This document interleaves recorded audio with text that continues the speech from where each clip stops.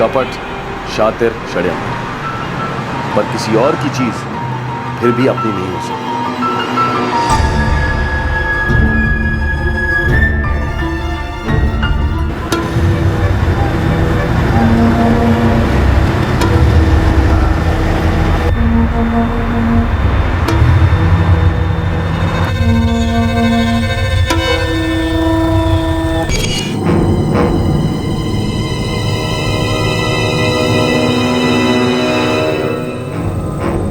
ए मोहन, ए बंसी,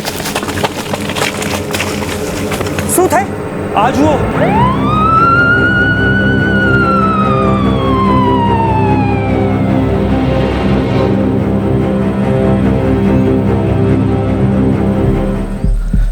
कितने बजे हुआ ये सब? मैं 4 बजे के करीब यहाँ से जा रहा था तो वो गाड़ी खड़ी हुई दिखी। मैं डर गया और भाग कर गया गांव में और सबको बुला कर लेकर आया। समझ में नहीं आता क्या चक्कर है साहब। आसपास देखा, इधर नजर पड़ी तो लाश पड़ी हुई थी। सर कुछ भी नहीं मिला है। Driving licence, credit card, visiting card, कुछ भी नहीं।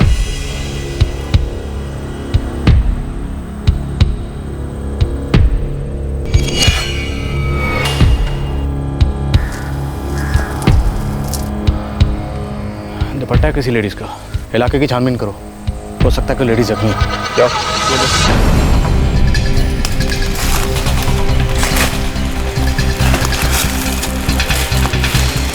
गाड़ी की हालत एकदम ठीक ठाक है, एक्सीडेंट का केस तो नहीं लगता। MH027Y76 मुंबई की गाड़ी है।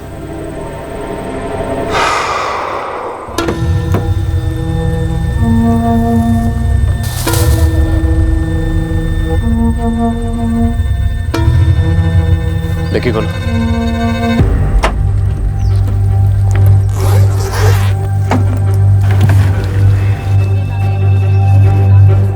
सिर्फ जेंट्स के कपड़े हैं, लेडीज के नहीं।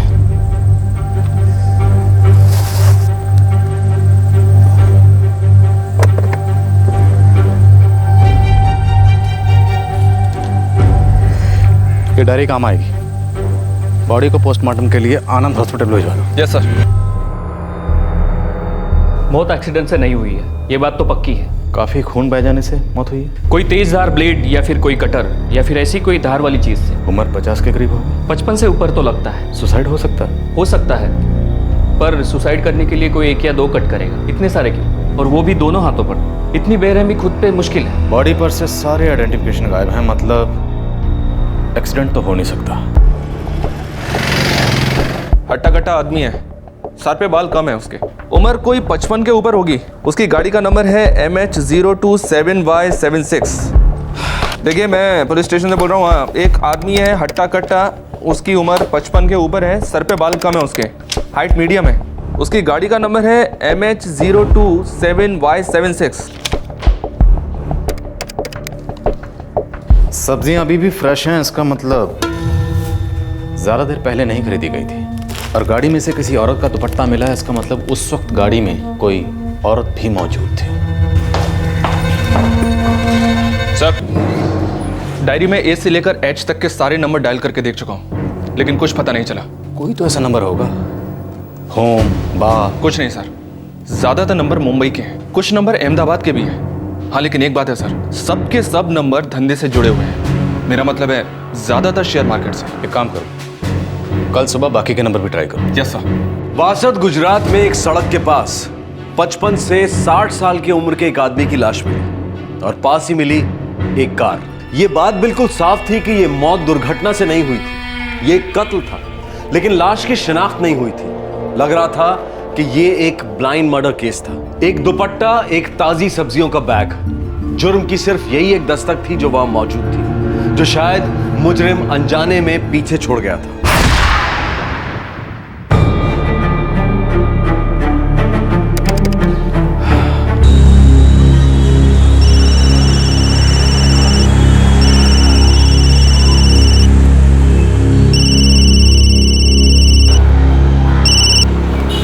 हेलो, मुकेश कोरडिया। हाँ जी बोल रहा हूँ, आप कौन? बोरसद पुलिस गुजरात से, सब इंस्पेक्टर गढ़वी। जी बोलिए। देखिए हमें एक आदमी की लाश मिली है। इस मरने वाले आदमी की गाड़ी से एक डायरी मिली है जिस पर आपका नंबर लिखा हुआ है। हमें इस आदमी के बारे में आपसे जानकारी चाहिए। जी बताइए। आदमी हट्टा कट्टा है, हाइट मीडियम है उसकी, सर पे बाल कम है, उम्र यही कोई 55 के ऊपर होगी। उसकी गाड़ी का नंबर है MH027Y76। ऐसे किसी नाम के आदमी को आप जानते हैं या फिर इस नंबर की किसी गाड़ी को जानते हैं? उसमें डरने का क्या, बिंदास खरीद लेने का। आओ मुकेश भाई, मैं बोरीवली जा रहा हूँ, आपको रास्ते में छोड़ देता हूँ।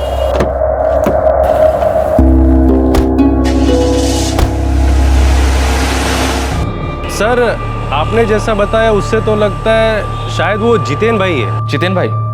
उनका पूरा नाम क्या है? जितेन भाई व्यास, स्टॉक ब्रोकर है। उनके घर का पता या उनके घर का नंबर है आपके पास? सर मेरे पास तो सिर्फ उनका मोबाइल नंबर है, मैं उनसे शेयर खरीदता था। ज़्यादा जान पहचान नहीं है, पर हाँ मेरे काका उनको अच्छे से जानते हैं। उन्होंने जितेन भाई से मेरी मुलाकात कराई थी। मुझे जितेन व्यास का मोबाइल नंबर दो और अपने काका का भी। हाँ सर, एक मिनट। हाँ सर, एक मिनट।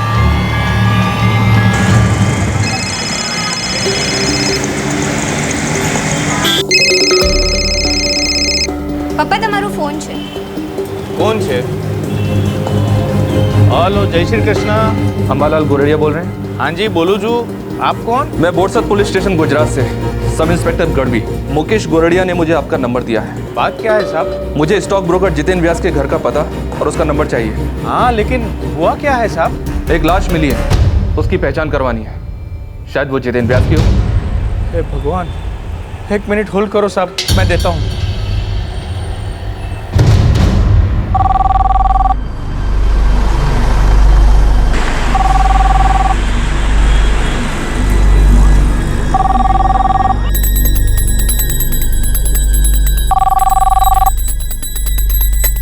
कौशल, फोन तो उठा लेता ना। लैंडलाइन है मम्मी, मेरा फोन हो ही नहीं सकता। फोन उठा लेगा तो हाथ जड़ जाएंगे क्या?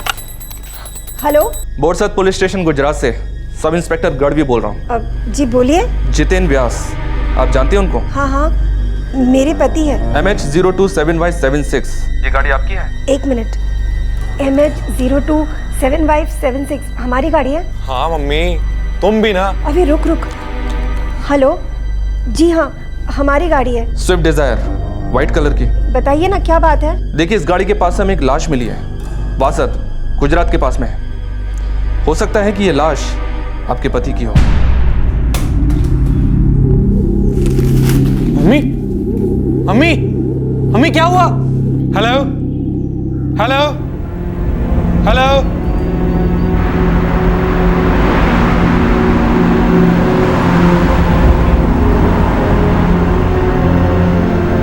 वासद में गाड़ी मुझे ये भी नहीं पता था कि पापा अहमदाबाद गए हुए।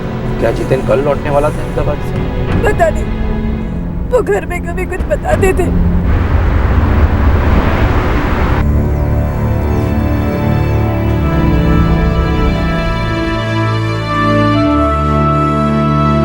पापा, पापा, पापा,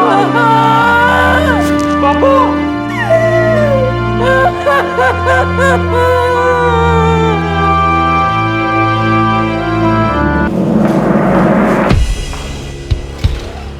सर, व्यास फैमिली ने बॉडी पहचान ली है। मरने वाले का नाम है जितेन व्यास, उम्र 58 साल। ये मुंबई में स्टॉक ब्रोकर था।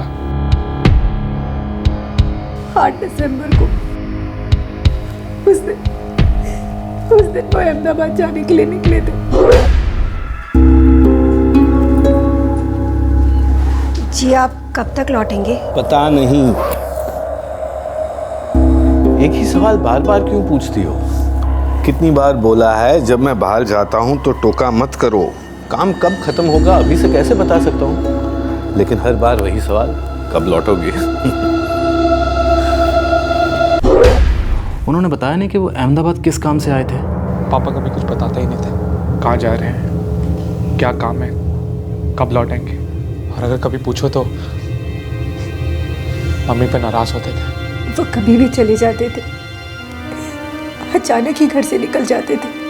कुछ पता नहीं चलता था कि वो कहाँ गए, कब वापस लौटेंगे, क्यों गए, कुछ नहीं। उनके अहमदाबाद आने के बाद से आप में से किसी की उनसे फोन पे बात नहीं हुई? 13 दिसंबर को मैंने उन्हें फोन किया था, ये पूछने के लिए कि वो ठीक है कि नहीं। ठीक होना का क्या मतलब है? तुम्हें कितनी बार बोला है मुझे ऐसे फालतू सवाल पूछकर मेरा समय बर्बाद मत करो। वापस कब तक आओगे? जब काम खत्म होगा तो मैं घर ही आऊँगा। तुम्हें मुझसे कोई काम था? नहीं नहीं, ऐसे ही पूछा। अब फ़ोन रखता हूँ, लेट हो रहा है, काम पे निकलना है।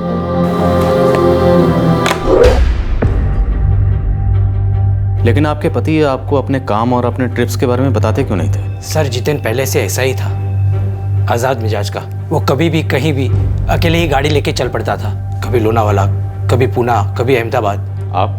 मैं जितेन का चचेरा भाई हूँ, अनिल।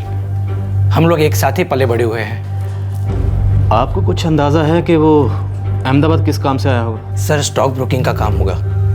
जितेन अक्सर अहमदाबाद आता जाता रहता था। वैसे हम लोग अहमदाबाद के ही है, लेकिन कई साल पहले हमारे पेरेंट्स मुंबई में आके सेटल हुए थे। जितेन अहमदाबाद में एग्जैक्टली कहाँ रहते थे? कोई पुश्तैनी घर है या किसी रिश्तेदार के वहाँ? सर दूर के रिश्तेदार तो काफ़ी है, लेकिन मुझे नहीं लगता वो किसी रिश्तेदार के यहाँ रुका होगा। वो होटल में ही रुका था। 9 तारीख को मेरी बात हुई, तब मणिनगर में कई होटल में था वो।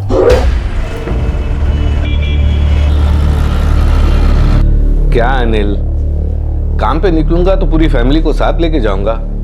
तू भी कैसी बात कर रहा है? तेरी बात बराबर है, लेकिन मैं क्या बोलता हूँ, अरे घर पे सबको फिक्र होती है।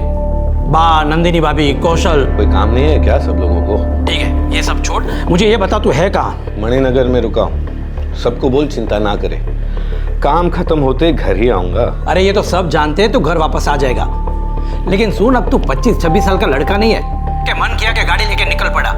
और समझ, अब बेटा जवान हो गया है, तू भी 60 में 2 साल कम का ही है। अनिल, अपना ख्याल रखना आता है मुझे। अब डर डर के जीने का क्या फायदा? 60 हो या 16, जो भी करने का बिंदास करने का। अपनी लाइफ को स्टॉक मार्केट से कम नहीं है, बिंदास दांव खेलने का।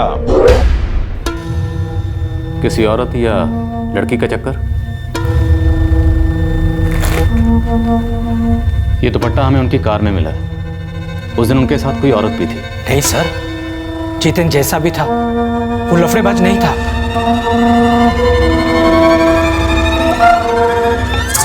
लाश पहचान ली गई थी। मरने वाला था मुंबई का स्टॉक ब्रोकर जितेन व्यास।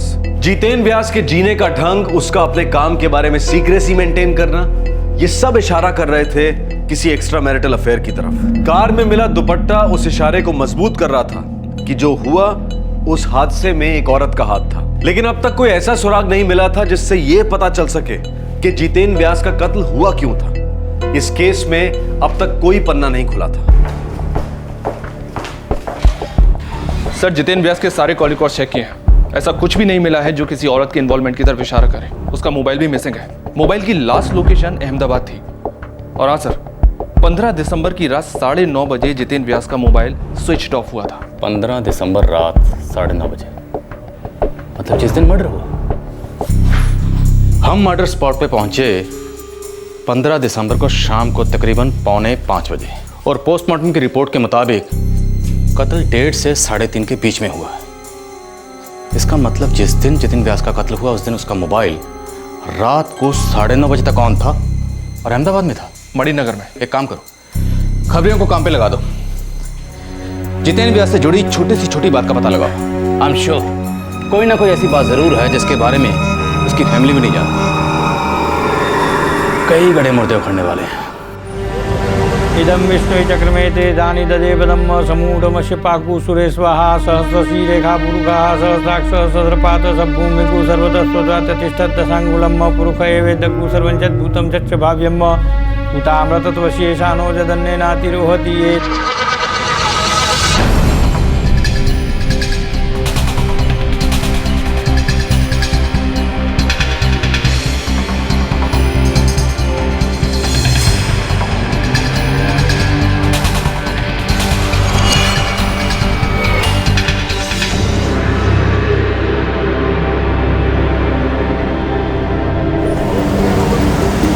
सर धंधे में दुश्मनी का कोई एंगल नहीं लगता है। ऐसा कोई भी नहीं मिला जितने जितेन व्यास के बारे में बुरा कहा। हाँ साहब, जो भी सुना अच्छा ही सुना। यहाँ तक कि लोग कहते हैं कि बड़े दिल वाला था, दिल खोल कर मदद करता है। साहब मुंबई में एक कॉलेज है जहाँ पर स्टूडेंट्स को वो स्कॉलरशिप भी इनाम में देता था। लेकिन वो अहमदाबाद किसी ऐसे चक्कर में आता जाता था जिसकी खबर किसी को नहीं थी, यहाँ तक कि उसकी फैमिली को भी नहीं। मतलब वो सबसे छुपा के कोई ना कोई काम जरूर कर रहा था। वो कॉलेज मुंबई में कहाँ पर है? जहाँ पे वो स्कॉलरशिप देता था। मलाड में बता रहा है। मुंबई पुलिस को इन्फॉर्म कर दो। कल हम तहकीकात के लिए आ रहे हैं।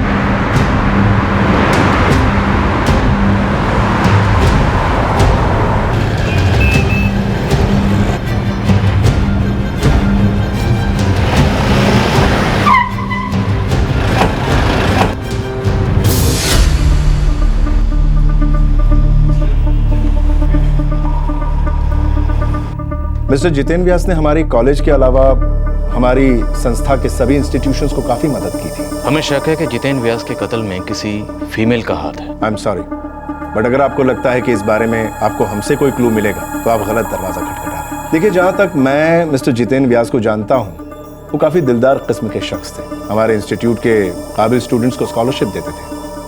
बस इसके अलावा मैं उनके बारे में कुछ नहीं जानता। जिन स्टूडेंट्स को उन्होंने स्कॉलरशिप दी थी उनकी लिस्ट हमें मिल सकती है? मैं एडमिनिस्ट्रेशन डिपार्टमेंट से बात कर लेता हूँ, आपको लिस्ट मिल जाएगी। Thank you. ऐसी कोई रेगुलर स्कॉलरशिप तो नहीं है इसमें। आखिरी स्कॉलरशिप सर व्यास ने 2 साल पहले दी थी बीकॉम फाइनल ईयर के स्टूडेंट अंकुश पांड्या को। पता करो इस अंकुश पांड्या को, हो सकता है इस केस की कोई कड़ी उसके पास से मिले।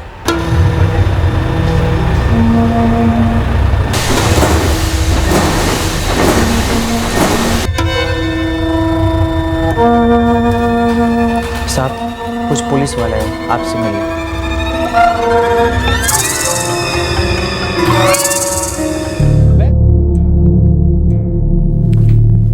Excuse me sir.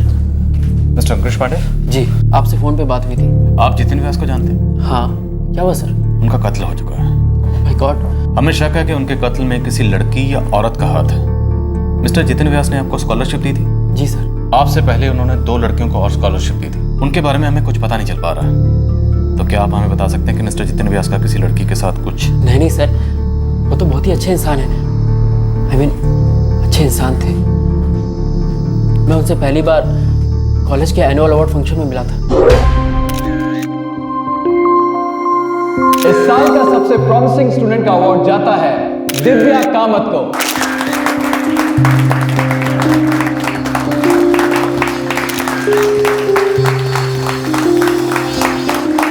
और सेकेंड ईयर स्टूडेंट्स में बेस्ट स्टूडेंट का अवार्ड जाता है अंकुश पांड्या को।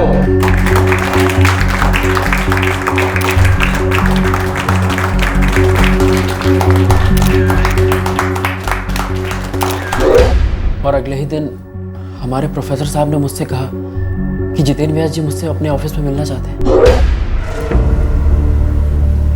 बैठो। It's okay sir, fine. बैठो अंकुश, खड़े मत रहो, बैठो। Thank you sir. अंकुश, मुझे तुम्हारे कॉलेज से पता चला है कि तुम बहुत ब्रिलियंट स्टूडेंट हो। सर, अब इस पे मैं क्या कहूँ, बस ट्राई करता रहता हूँ अपना बेस्ट देने की। अंकुश, तुम फाइनल ईयर में हो, राइट? Yes sir. मैं चाहता हूं कि इस साल भी तुम अपना बेस्ट दो और अपने करियर में बहुत आगे बढ़ो। इसलिए मैं तुम्हें स्कॉलरशिप ऑफर कर रहा हूं। इस साल की तुम्हारी कॉलेज फीस, हॉस्टल फीस, इन सब की जिम्मेदारी मेरी। Sir thank you sir, thank you so much sir. You are welcome my boy. Thank you mister Ankush. जरूरत पड़ी तो हम आपसे फिर बात करेंगे।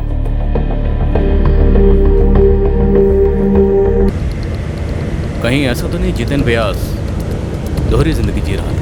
मुंबई और अहमदाबाद, और इसकी इस दोहरी जिंदगी के बारे में कोई नहीं जानता था, खासकर इसकी फैमिली जो मुंबई में रहती। लेकिन सर ऐसा भी तो हो सकता है फैमिली वाले को जानते हो पर छुपा रहे हैं। Quite possible.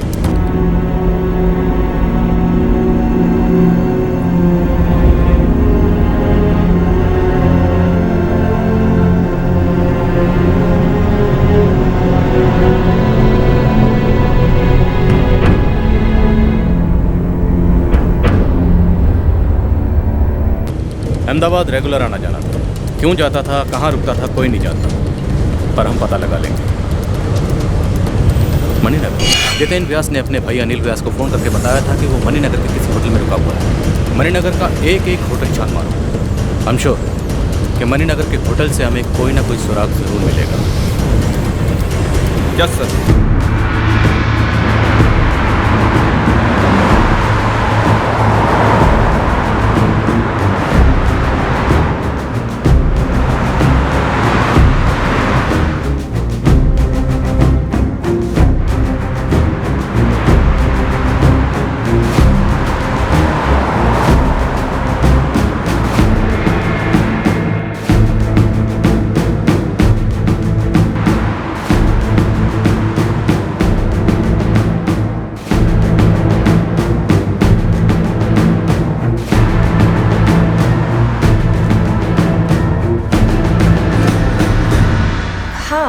ये मिस्टर जितेन व्यास है, हमारे होटल के क्लाइंट हैं। हमारे मैनेजर ने अच्छे से जानते हैं। मैनेजर से बात करनी है। जब जितेन व्यास के मर्डर से रिलेटेड एक छोटा सा सुराग तक नहीं मिला, तब पुलिस ने दूसरी दिशा में इन्वेस्टिगेशन शुरू की।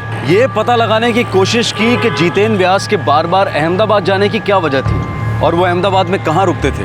पुलिस ने पहले उस होटल का पता लगाया जहां जितेन व्यास ठहरते थे और उसी होटल से पुलिस को इस केस का सबसे बड़ा ब्रेक थ्रू मिला। हाँ सर, जितेन भाई हमारे रेगुलर क्लाइंट थे।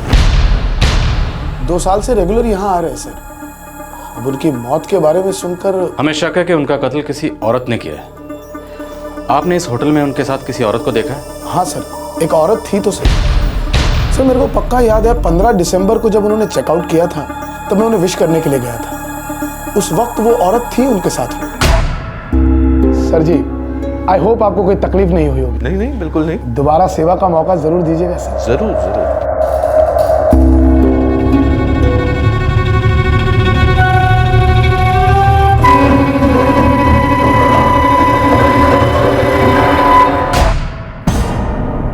उस औरत ने ये दुपट्टा ओढ़ रखा था।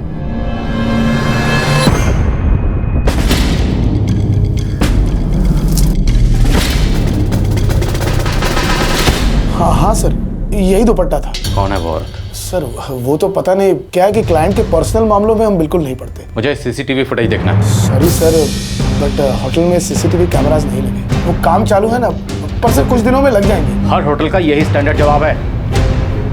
कोई रूम सर्विस बॉय, कोई फ्रंट डेस्क स्टाफ, जो भी इस औरत के बारे में कुछ भी बता सके, जल्दी बुलाइए उसे। साहब, उस औरत को मैंने जितेन साहब के साथ कई बार देखा इस होटल में आते जाते। उस औरत का नाम जानते हो? नहीं साहब। उस औरत के बारे में कुछ भी देखा हो, सुना हो, कुछ भी?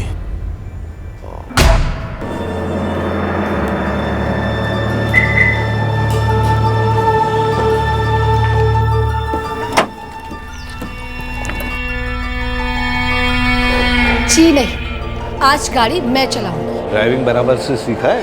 आप देखो तो सही, मेरे इंस्ट्रक्टर ने ये कहा है कि मैं पैदाशी ड्राइवर हूँ। आपको पता है 2 महीने का कोर्स था और मैंने 15 दिन में ही पूरा कर लिया और अब तो मेरे पास लाइसेंस भी है। चलिए आप बैठिए। All right, thank you sir. चलिए चलिए।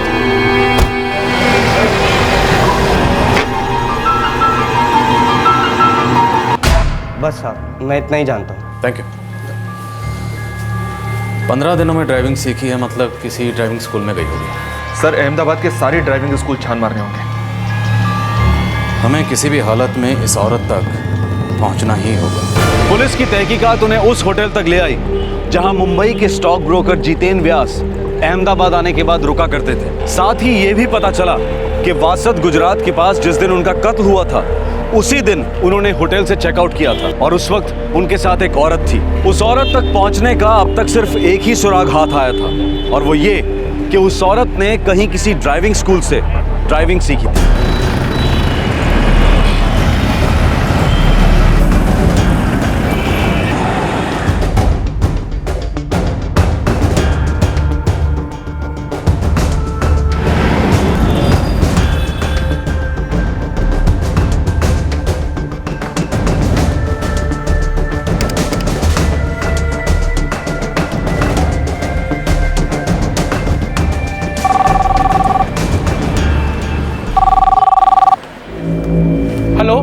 Aqeel driving school. देखिए, एक लड़की है, दुबली पतली है, गोरी है। उसने 15 दिनों के अंदर अंदर ड्राइविंग सीखी थी। 15 दिन में? हाँ साहब, एक लेडी थी, हाथ काफी साफ था उसका, पिछले महीने ही गाड़ी सीख के गई। जरा अकील ने जिस औरत का हुलिया बताया था, उससे तो लगता है ये वही औरत है। Let's hope. तुम्हारे पापा एक बहुत अच्छे इंसान थे और इतने सालों में उन्होंने कभी भी खुले मन से मुझसे बात नहीं की। कहाँ जाते थे, क्या करते थे, उन्होंने कभी कुछ नहीं बोला।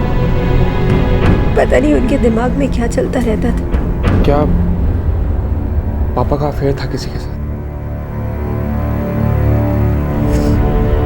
वो मुझसे खुश नहीं थे, पर क्यों खुश नहीं थे ये मैं कभी समझ ही नहीं पाई। उन्होंने कभी कुछ बोला ही नहीं, कभी नहीं।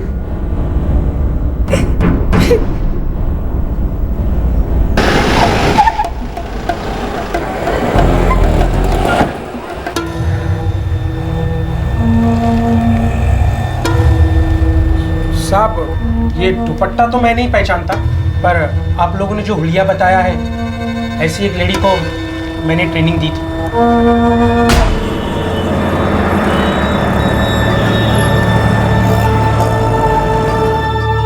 कमाल है मैडम, आपका हाथ तो काफी साफ है।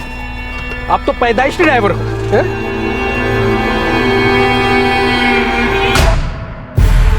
कौन थी वो औरत? सर, सपना नाम था उसका। सपना? उसका फ़ोन नंबर और एड्रेस चाहिए।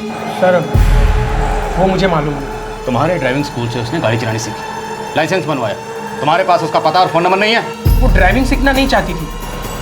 और तुमने तो फ़ोन पर बताया था तुमने उसे गाड़ी चलानी सिखाई। सर, सब सच है, लेकिन देखिए, यहाँ जो जीवन कॉम्प्लेक्स है ना, उसके बाहर मैंने एक दिन अपने स्टूडेंट को ड्रॉप किया, तो वो अचानक आया।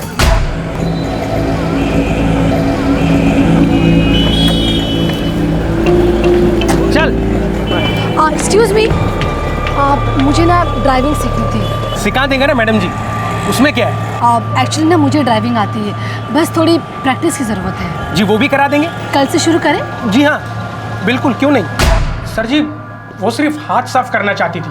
मैं उसको जीवन कॉम्प्लेक्स से 4 बजे पिकअप करता था और उधर ही छोड़ देता था।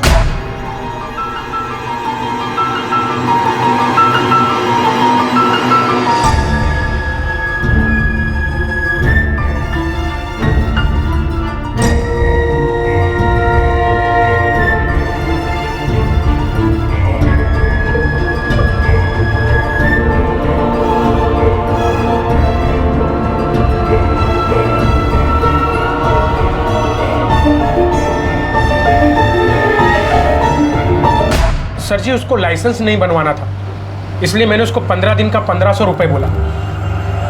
लेडीज लोग पे आदमी लोग आराम से भरोसा कर जाता है, यही मिस्टेक हो गई। वो जीवन कॉम्प्लेक्स में नौकरी करती थी? वो तो पता नहीं, लेकिन रोज वहीं मिलती थी। है कहाँ ये जीवन कॉम्प्लेक्स? जी यही, ये मणिनगर में। ऐसा लग रहा था कि पुलिस का तीर बिल्कुल सही निशाने पर लगा था, लेकिन पुलिस के पास अब तक सिर्फ एक आधा अधूरा नाम था, सपना। एक आदमी जिसकी छवि अपने परिवार में, अपने शहर में इतनी साफ सुथरी थी, उसका इस सपना नाम की औरत के साथ क्या रिश्ता हो सकता है? और क्या सपना का जितेन व्यास के मर्डर के साथ कोई ताल्लुक था?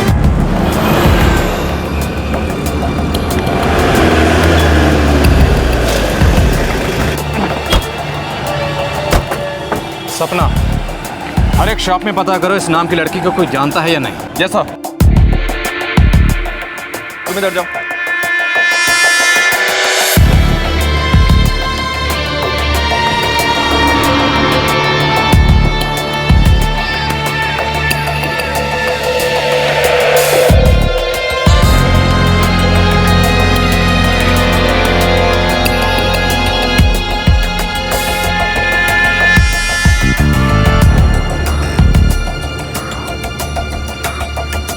सपना, वो तो मेरे यहाँ फैशन डिजाइनिंग का काम करती थी।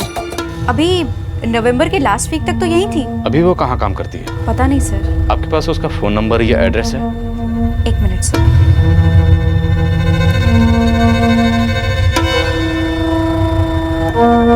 हाँ सर, उसका नंबर है 44467898।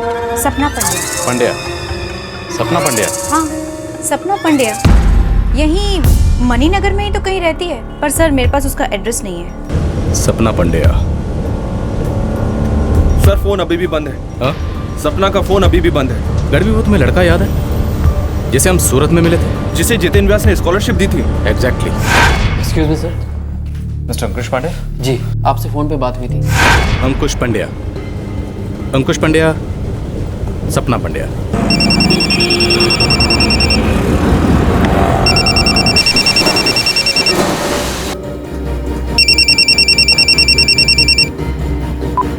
हेलो, बॉर्सर से इंस्पेक्टर अंतानी बोल रहा हूँ। सपना पंड्या को जानते हो? सर, मेरी बड़ी बहन है। क्या हुआ? अहमदाबाद में रहती है? हाँ सर, पर बात मणिनगर में? हाँ, मम्मी पापा के साथ रहती है। पर सर फैशन डिजाइनर है। हाँ सर, पर हुआ क्या है? आप इतनी पूछताछ क्यों कर रहे हैं? उसका एड्रेस बोल। सर बात क्या है बताएंगे मुझे? अहमदाबाद में उसका एड्रेस बोल जल्दी से। और सुन, उसे इस बारे में इन्फॉर्म मत करना, वरना उसके साथ साथ तू भी इस लपेटे में आ जाएगा, समझे?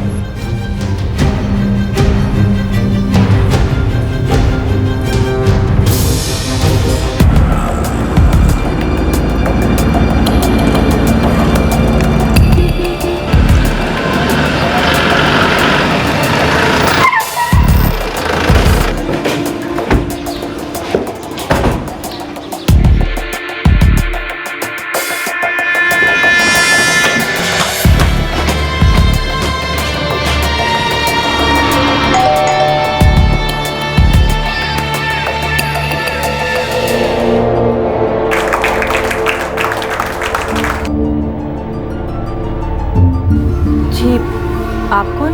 बोरसद पुलिस। सपना पांडे घर पे है।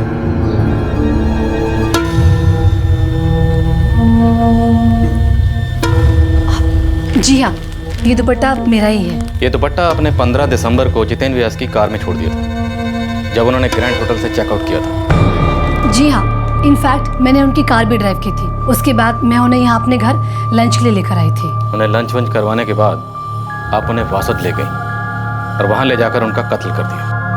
क्या? कत्ल? जी हाँ, मर्डर। कत्ल हो गया उनका? और आप ये क्या बकवास कर रहे हैं? मैं उन्हें यहाँ लंच के लिए लेकर आई थी।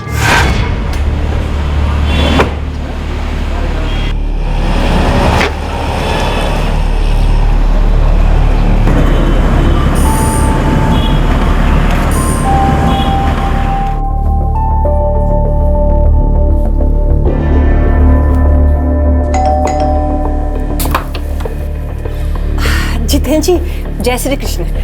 आइए ना।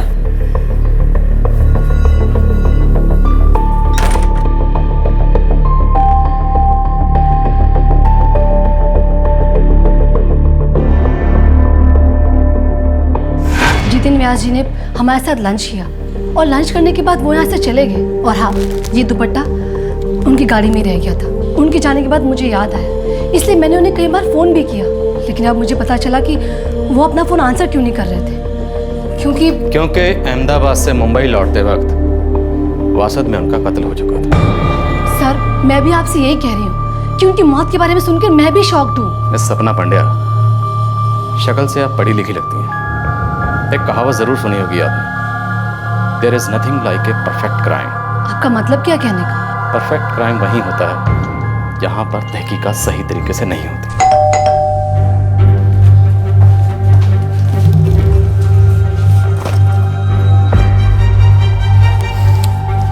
पिछले 2 घंटे में जब से आप दोनों जितेन व्यास की मौत पर इतना शॉक और इतना इनोसेंट होने का नाटक कर रही हैं, हमने आपके कॉल रिकॉर्ड्स चेक करवाए हैं। सपना, आपका मोबाइल जो अभी तो स्विच ऑफ है, लेकिन 15 दिसंबर को न सिर्फ आपका दुपट्टा जितेन व्यास की कार में था, बल्कि शाम को 4:30 बजे तक आपके और आपकी मां के मोबाइल की फोन की लोकेशन वासद में ही थी। शाम 4:30 बजे तक। उसके बाद आप लोग अहमदाबाद गए।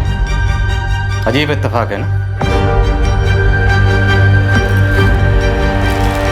तो चले।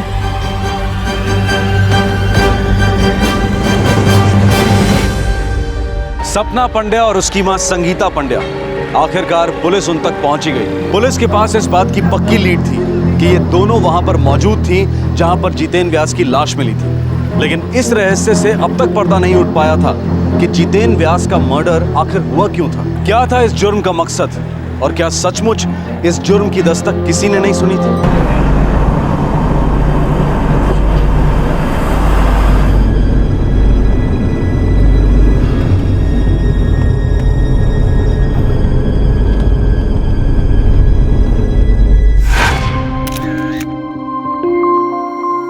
इस साल का सबसे प्रॉमिसिंग स्टूडेंट का अवार्ड जाता है दिव्या कामत को।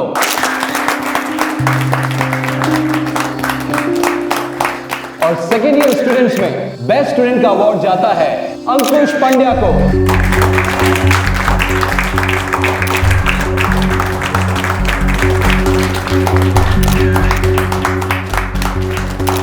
सुना है आप बहुत ही दिलदार हैं, सबकी मदद करते हैं। ऐसा कहते हैं लोग, पर मैं इन बातों पर ध्यान नहीं देता। मेरे पास जो है बहुत ज्यादा है, इसलिए बांट देता हूँ। समझ में नहीं आता कैसे कहूँ। आप तो मेरे बेटे को जानते ही है ना, वो अंकुश पंड्या पढ़ाई में बहुत ही अच्छा है और हम चाहते भी हैं कि वो आगे तक पढ़े, लेकिन आप चाहती हैं कि मैं उसकी पढ़ाई में मदद करूं? एक्चुअली बड़ी मेहरबानी होगी आपकी अगर आप इस बारे में। बिल्कुल सोच सकते हैं इस बारे में, हम कहीं मिल सकते हैं, सारी बातें डिस्कस कर लें।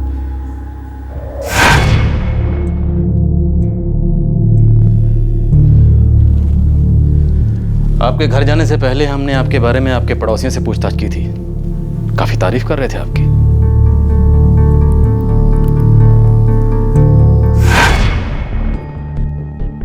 ज्यादा कुछ तो मैं बोलूंगी नहीं सर, पर हाँ 2 सालों में अचानक पंड्या जी के घर में बहुत सारे बदलाव नजर आने लग गए। जैसे संगीता का पति घनश्याम रिटायर्ड हैं, ज्यादा कमाई तो थी नहीं, मिडिल क्लास लोग थे।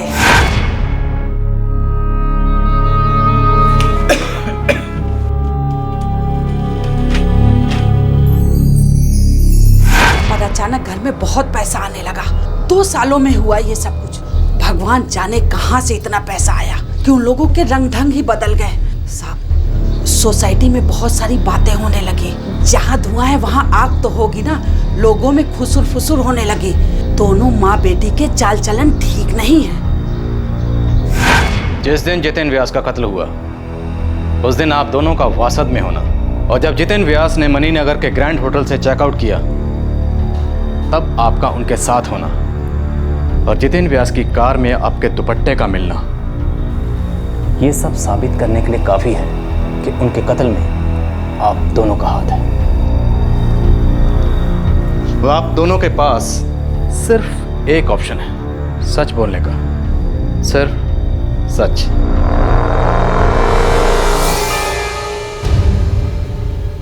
मैं आपसे अकेले में बात कर सकती हूँ? सिर्फ 5 मिनट।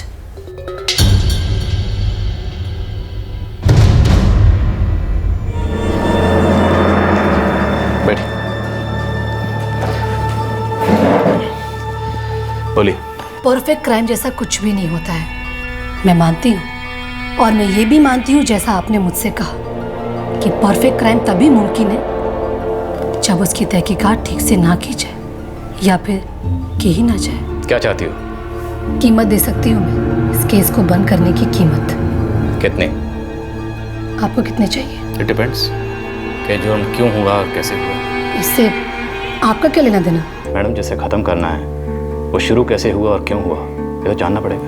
I mean, ये तो क्लियर है कि ये जुर्म तुमने किया, लेकिन ये क्यों हुआ और कैसे हुआ ये तो जानना पड़ेगा ना, ताकि मैं सबूतों को मिटा सकूं। मैं इस केस का इन्वेस्टिगेशन ऑफिसर हूं, इसलिए मुझे केस तो फाइल करनी पड़ेगी। केस में कोई प्रोग्रेस हुई या नहीं हुई, और अगर नहीं हुई तो क्यों नहीं हुई ये तो बताना पड़ेगा। जब तुम मुझे बताओगी कि ये जुर्म तुमने क्यों किया और कैसे किया, तभी तो मैं तय कर पाऊंगा कि इस केस को सल्टाना कैसे है और सल्टाने का रोकड़ा कितना लगेगा। ठीक है, मैं सब बताऊंगी, लेकिन आप मेरी माँ को इन सब से दूर रखेंगे।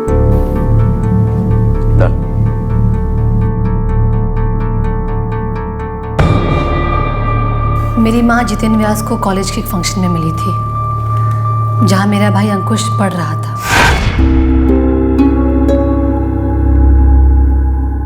हम लोग बहुत गरीब थे, हमारा गुजारा बस हो जाता था। मेरे पापा की कमाई भी कुछ खास नहीं थी, और अब तो वो रिटायर भी हो चुके हैं। जितेन व्यास एक दिलदार आदमी था, उसने मेरे भाई अंकुश को स्कॉलरशिप भी दी थी।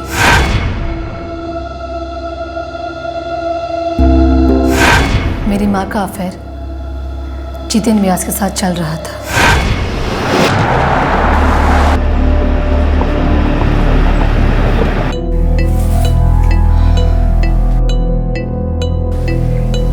जितेन, तुम्हारी बीवी मेरे बारे में नहीं जानती है ना? जानकर क्या करेगी?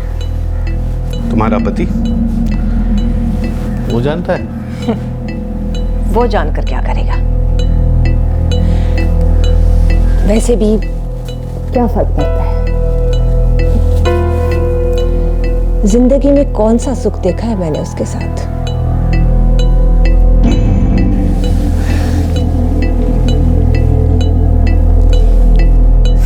जितेन व्यास पिछले 2 सालों से लगातार अहमदाबाद आ रहा था मेरी माँ के साथ वक्त गुजारने।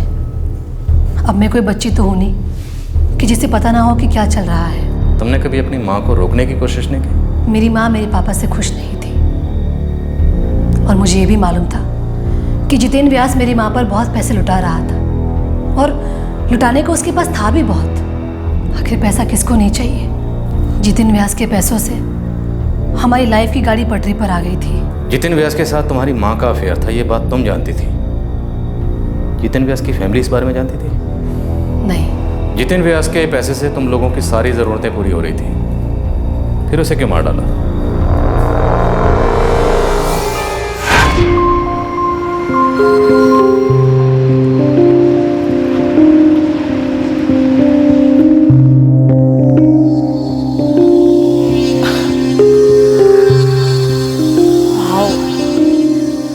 कितनी बड़ी जमीन है ना। यहाँ मैं एक बंगला बनाना चाहता हूँ। सच? हम दोनों के लिए? वैसे इस जमीन की कीमत क्या होगी? गेस करो। 1 करोड़? क्लोज, बस एक 0 बढ़ा दो।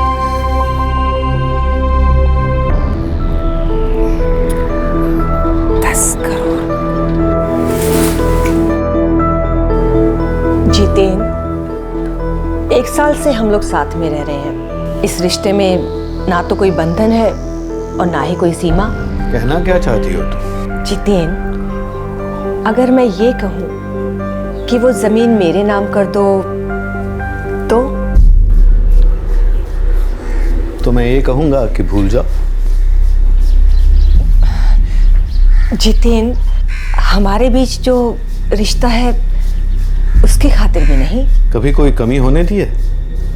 अच्छी खासी जिंदगी जी रही हो। लेकिन कुछ तो ऐसा होना चाहिए ना जो सिर्फ मेरा हो, सिर्फ मेरा।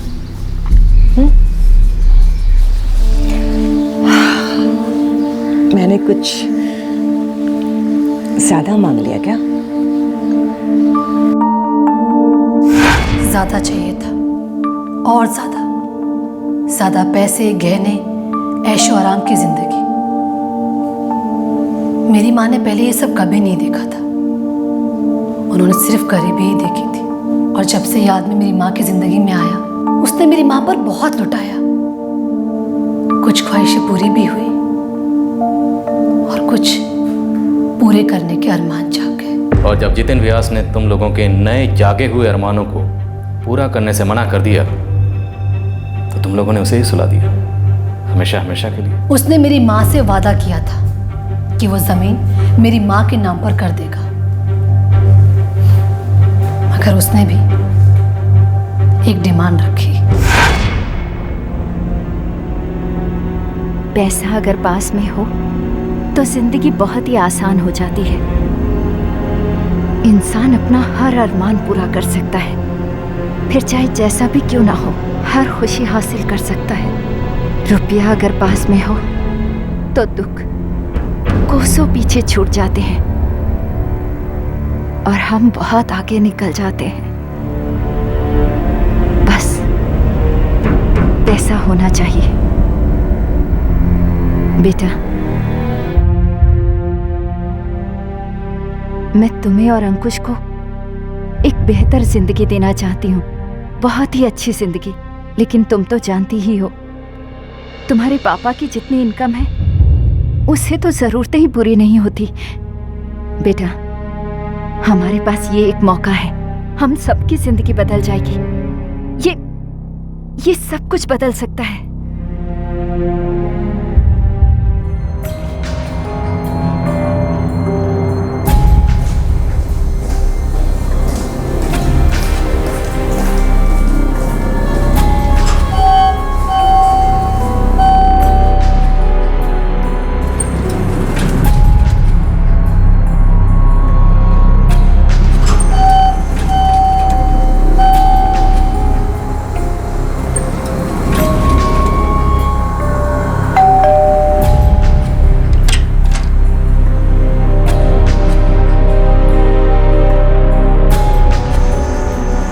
जितेन को वो मिल गया था जो उसे चाहिए था, पर जो हमें चाहिए था वो जितेन दे नहीं रहा था। हर बार बात को टाल देता था।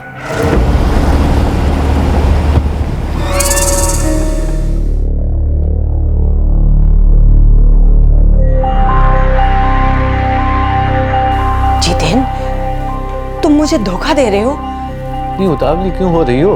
शांति से चाय तो पीने दो।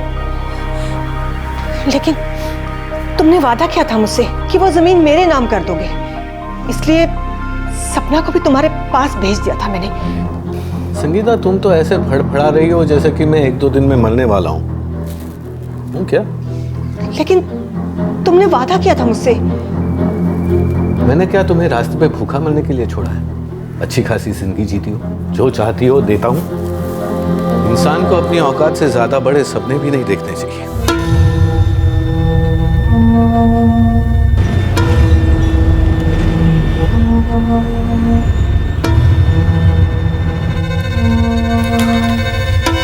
Plot measuring 9680 square yard, Lonavala, Maharashtra.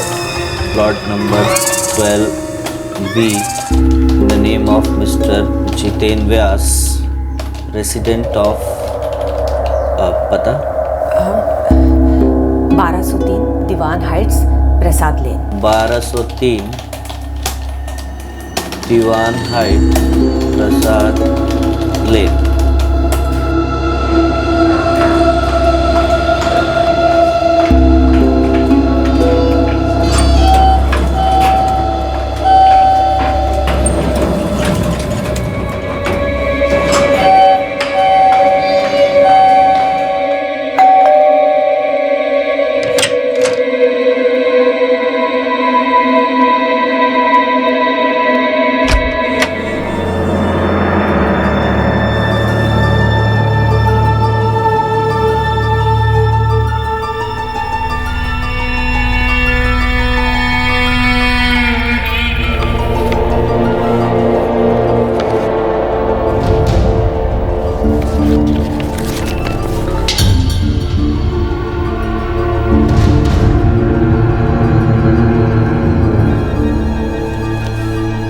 Jiten, Jiten, मैं जा रही हूँ। ओके, गुड नाइट, कल मिलते हैं। जितेन, मैं सोच रही थी कि मैं कैम्ब्रिज से कॉरेस्पॉन्डेंस का एक कोर्स कर लेती हूँ, फैशन डिजाइनिंग का। अच्छी बात है, कर लो। मुझे ना उसके लिए एक स्पॉन्सर चाहिए। सोचो मत, मेरा नाम डाल दो। आपका नाम तो मैंने पहले से ही दे दिया है। तो फिर वो क्या है ना, मुझे इन फॉर्म्स पर आपके सिग्नेचर चाहिए। मुझे ना ये कल ही सबमिट करना है। जितेन, सुन रहे हो ना आप? मुझे इन फॉर्म पर आपके सिग्नेचर चाहिए। मुझे कल ही सबमिट करना है, प्लीज कर दीजिए। ये लीजिए।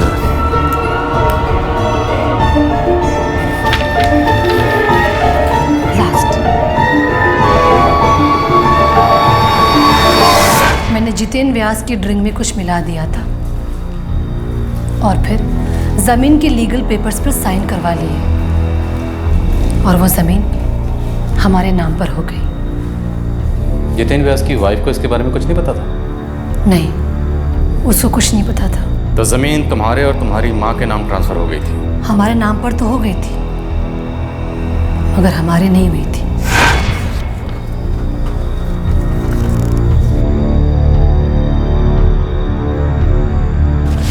जमीन के पेपर्स तो हमारे ही नाम है, लेकिन जितेन जब चाहे हमें कोर्ट में घसीट सकता है। इतना सब कुछ करने के बाद भी वो जमीन हमें नहीं मिलेगी? अपनी मर्जी से तो वो देगा नहीं, कभी नहीं। तो करना क्या है? जमीन तो अब चाहिए ही, हर हाल में। जितेन व्यास की फैमिली को ना तो उसके अफेयर्स के बारे में पता था और ना ही लोनावला के जमीन के बारे में। अगर वो जमीन हमारे नाम पर हो जाती तो जितेन व्यास की फैमिली को कभी मालूम नहीं पड़ता। लेकिन उस जमीन का हमारे पास आने के लिए जितेन व्यास का दूर जाना जरूरी था, बहुत दूर। मुझे ना ड्राइविंग सीखनी थी। सिखा देंगे ना मैडम जी।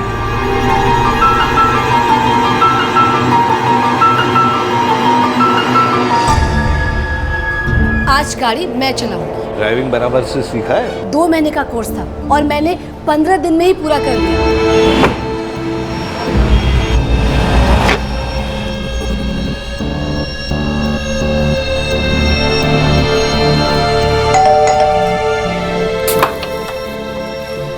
जितेंद्र जी, जय श्री कृष्ण। आइए ना।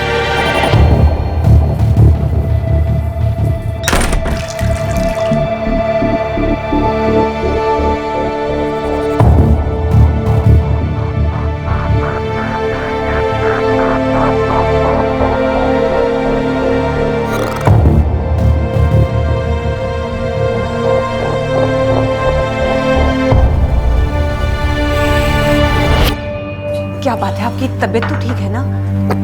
उल्टी जैसा लग रहा है। अब ऐसी हालत में मुंबई तक कैसे ड्राइव करेंगे? आज रुक नहीं सकता, कल बहुत जरूरी काम है। अब मम्मी, मैं एक काम करती हूँ, मैं इनकी कार ड्राइव करके इन्हें मुंबई तक छोड़ाती हूँ और मैं आते वक्त ट्रेन से आ जाऊंगी। नहीं, देखिए, आपके ऐसे हाथ में ड्राइव करना सेफ नहीं होगा। मैं चला जाऊंगा, बस थोड़ी एसिडिटी है। नहीं, आप अकेले बिल्कुल नहीं जाएंगे। सपना ही ड्राइव करेगी आपकी गाड़ी। एक काम करती हूँ, मैं भी साथ चलती हूँ, सूरत में उतर जाऊंगी।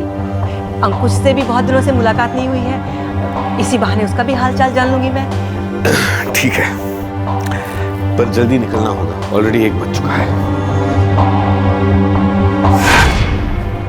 जितेंद्र व्यास की तबीयत खराब होने की प्लानिंग पिछली रात ही हो चुकी थी, ताकि मुझे मौका मिल सके उसकी कार ड्राइव करने का।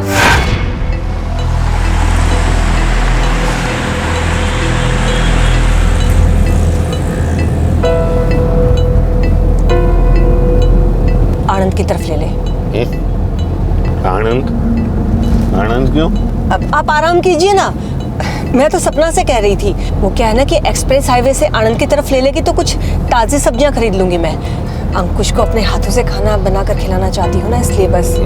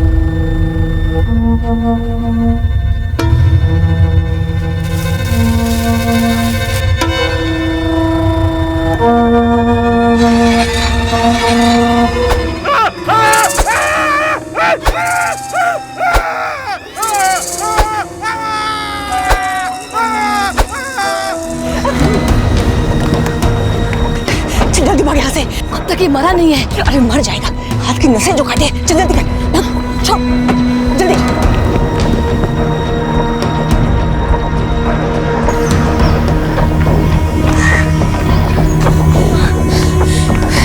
एक काम करते हैं, स्टेशन चलते हैं, अहमदाबाद के लिए ट्रेन पकड़ लेंगे। चल जल्दी कर।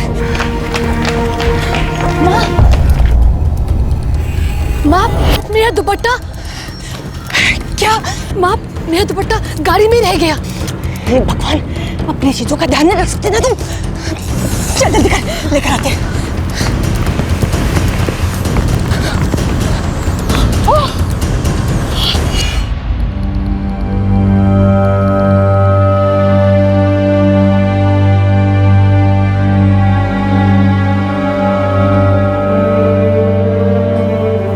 माँ, हम लोग पकड़े तो नहीं जाएंगे ना? तू चिंता मत कर, बचेगा नहीं वो। वैसे भी उसके पर्स से सारा सामान निकाल लिया था मैंने, कोई पहचान ही नहीं पाएगा कि वो था कौन।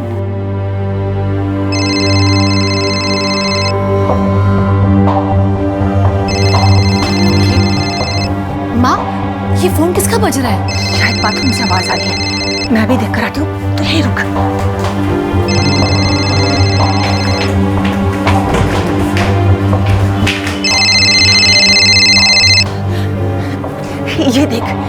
जितेन अपना मोबाइल बाथरूम में भूल कर चला गया। माँ जल्दी से स्विच ऑफ करो, जल्दी। तो कहानी खत्म हुई। अब उस जमीन पर क्लेम करने वाला कोई नहीं है। वो जमीन हमारी है, पूरे 10 करोड़ की जमीन। तो अब बोलो, क्या कीमत है आपकी? इतनी भी क्या जल्दी? पहले जरा तुम्हारी माँ से तो पूछने दो कि तुम जो कह रही हो वो सच भी है या नहीं। उससे क्या फर्क पड़ता है? फर्क तो पड़ता है। हमें भी अपनी चमड़ी बचानी है। कल को मेरी जगह कोई और ऑफिसर आया और उसने इस केस में हाथ डाला और कुछ और ही कहानी सामने आई तो अपने तो लग जाएगा।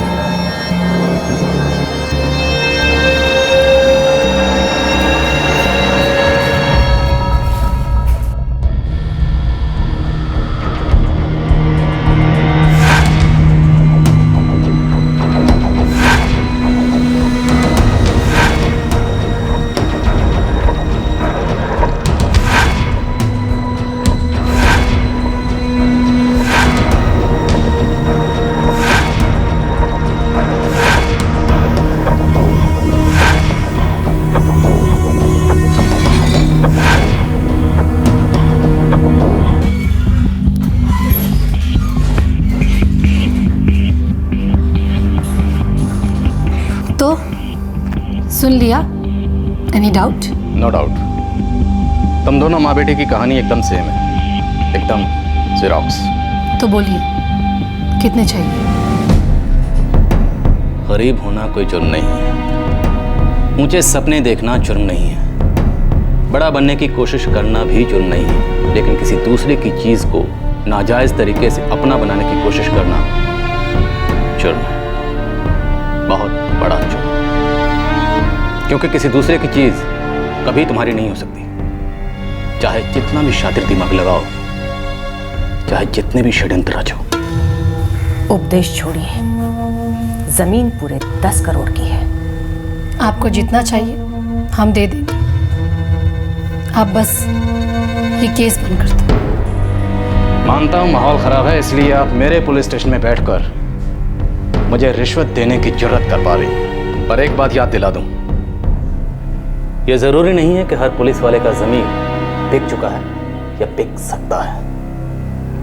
तगड़ी चार्जशीट बनेगी, ये मेरा वादा है। That's the promise.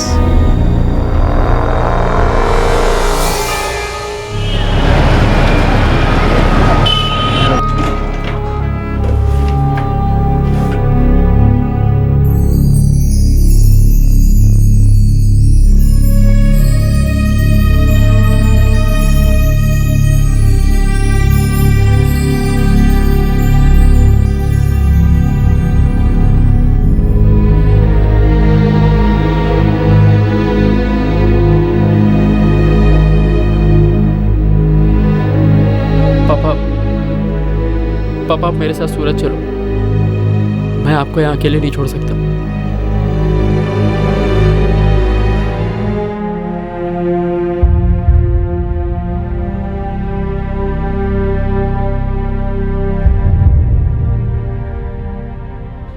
वो इतने ज्यादा नाखुश थे मुझसे,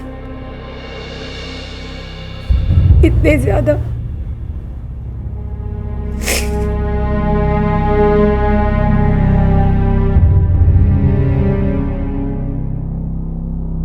सपना और संगीता इस वक्त पुलिस हिरासत में है। पुलिस चार्जशीट फाइल करने की प्रक्रिया में है। संगीता का बेटा और सपना का भाई अंकुश इस बात से उतना ही बेखबर था जितना कि जितेन की पत्नी और उनका बेटा। जितेन व्यास की दोहरी जिंदगी के बारे में किसी को कोई खबर नहीं थी। अंकुश अब अपने पिता को सूरत ले गया है। एक सीधा साधा सच ये है कि जब भी कोई इंसानी दिमाग जुर्म को अंजाम देने के बारे में सोचता है तो वो दिमाग उस वक्त नेगेटिव थॉट्स के अंधेरे में गोते खाता है। सच को छुपाने की, सच पर पर्दा डालने की, सबूतों को मिटाने की भरसक कोशिश करता है। पर इंसानी दिमाग कितना भी शातिर क्यों ना हो, जुर्म की राह पर चलने में कोई समझदारी नहीं। जुर्म पकड़ा ही ना जाए, सामने ही ना आए, ऐसा हो नहीं सकता। जितेन का परिवार इस हादसे से बेहद टूट चुका है और संगीता और सपना के परिवार का भी यही हाल है। छल, कपट, शातिर, षड्यंत्र, इस सब के बावजूद भी किसी और की चीज कभी अपनी नहीं हो सकती। और ये सच दोनों पर लागू होता है। हम जब भी ये कहते हैं there can never be a perfect crime, तब हमें लोगों से ऐसी प्रतिक्रियाएं मिलती हैं कि ऐसे तो अनगिनत उदाहरण हैं जहां समाज के पावरफुल लोग जुर्म करते हैं और साफ बच निकलते हैं। ये बात गलत नहीं है, हमारे सामने जुर्म की ऐसी कई मिसालें हैं जहां पीड़ित को न्याय नहीं मिल पाया। गुनहगार आसानी से छूट गए और आजादी से घूम रहे हैं। हथेलियां गर्म की जाती रही हैं, सच बिकता रहा है। लेकिन विश्वास कीजिए, हमारे सामने ऐसी भी कई मिसालें हैं जहां पीड़ित को न्याय मिला है और गुनहगार को सजा, फिर वो चाहे कितना ही पावरफुल क्यों ना हो। आप किसी भी देश का इतिहास उठाकर देख लीजिए, दुनिया का कितना भी ताकतवर इंसान क्यों ना हो, लेकिन जुर्म करने के बाद उसे सुख, चैन और सुकून की जिंदगी नहीं मिलती। आप गलत मत समझिएगा, हम ईश्वर के न्याय या किसी डिवाइन रिट्रीब्यूशन की बात नहीं कर रहे हैं। हम बात कर रहे हैं, हम उल्लेख कर रहे हैं कुदरत के एक सीधे से नियम का। जितना आप देते हैं उससे ज्यादा ले नहीं सकते। इसी विचार के साथ हम आपसे विदा लेते हैं। आपसे फिर मुलाकात होगी क्राइम पेट्रोल दस्तक में एक और नए केस के साथ। तब तक अपना ख्याल रखें, सुरक्षित रहें और याद रखें, क्राइम नेवर पेज। जय हिंद। इस तरह के और भी एपिसोड देखने के लिए हमारे चैनल को सब्सक्राइब करें और बेल आइकन दबाना ना भूलें।